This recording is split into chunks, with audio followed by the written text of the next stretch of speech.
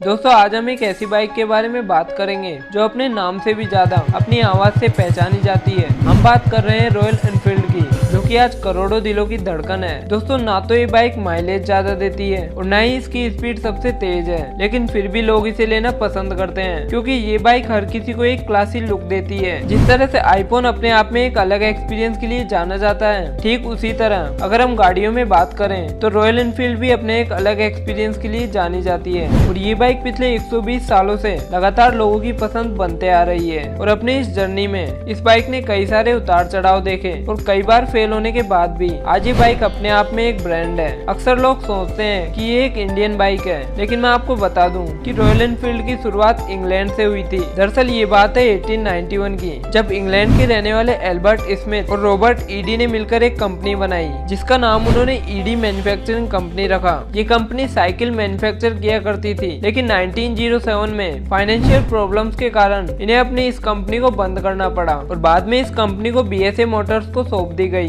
BSA Motors जो कि एक साइकिल बनाने वाली कंपनी है और इंडिया में आज भी इसकी कई सारी साइकिल्स देखने को मिलती है। लेकिन थोड़े ही टाइम बाद वर्ल्ड वॉर 1 की शुरुआत हो जाती है, जिसके कारण बीएसए मोटर्स को कई सारी मुसीबतों का सामना करना पड़ा और कंपनी दोबारा फाइनेंशियल क्राइसिस के चलते बैंकरप्ट हो गई। लेकिन 1932 में ये कंपनी फिर से आती है और इस बार ये अपनी पहली बाइक लॉन्च करती है जिसका नाम रॉयल एनफील्ड बुलेट रखती है। अब तक ये कंपनी केवल इंग्लैंड में थी। अगर हम बात करें इंडिया की, तो इंडिया में ये कंपनी 1949 में आई, जब मिस्टर के.आर. सुंदरम ने मद्रास मोटर्स नाम की एक कंपनी बनाई, जिसमें वो बाहर की जो महंगी गाड़ियां हैं उन्हें भारत में इम्पोर्ट करना चाहते थे। और ठीक उसी समय भारत सरकार भी ये चाहती थी कि इंडियन मिलिट्री के लिए अच्छी सी बाइक ली जाए जो कि खराब जगह पर भी अच्छे से चल सके। फिर इसके बाद भारत सरकार ने 800 एनफील्ड का बड़ा ऑर्डर दिया, जहाँ पर मद्रास मोटर्स के साथ मिलकर रॉयल एनफील्ड इंडिया में आती है और 800 एनफील्ड की मैन्युफैक्चरिंग की जाती है। और 1960 आते आते ये कंपनी पूरी तरह इंडिया में अपनी बाइक मैन्युफैक्चर करने लगती है। वहीं अगर बात करें इंग्लैंड की, तो इंग्लैंड में होंडा मोटर्स जैसी बड़ी कंपनियां आने की वजह से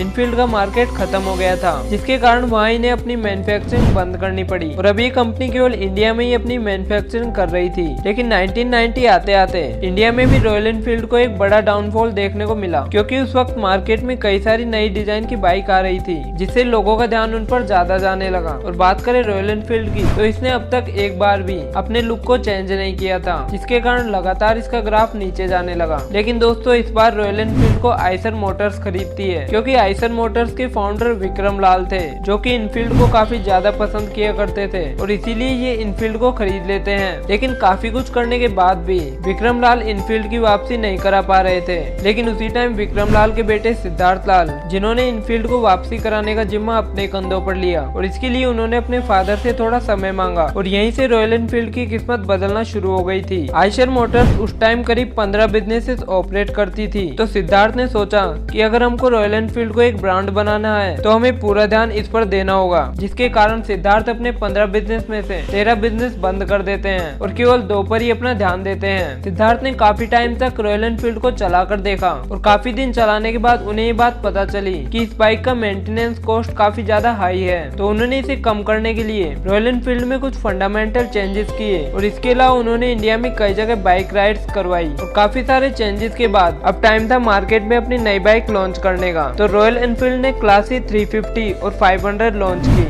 अगर आप एक बाइक लवर हैं तो आप भी इनके बारे में जरूर जानते होंगे। इन बाइक्स के लॉन्च होने के बाद तो मानो हर कोई इस बाइक को खरीदने के सपने देखने लगा। रॉयल एनफील्ड अपने नाम से भी ज्यादा अपनी आवाज से पहचानी जाती है, क्योंकि इसकी आवाज काफी अट्रैक्टिव है, जिसके कारण लोग इसे ज्यादा पसंद करते हैं। आपको इनफील्ड की अप डाउन स्टोरी कैसी लगी कमेंट बॉक्स में जरूर बताएं और अगर आप चैनल पर नए हो तो सब्सक्राइब करें, ताकि ऐसी अमेजिंग वीडियोस आप तक जल्द से जल्द पहुंच पाएं। And thanks for watching.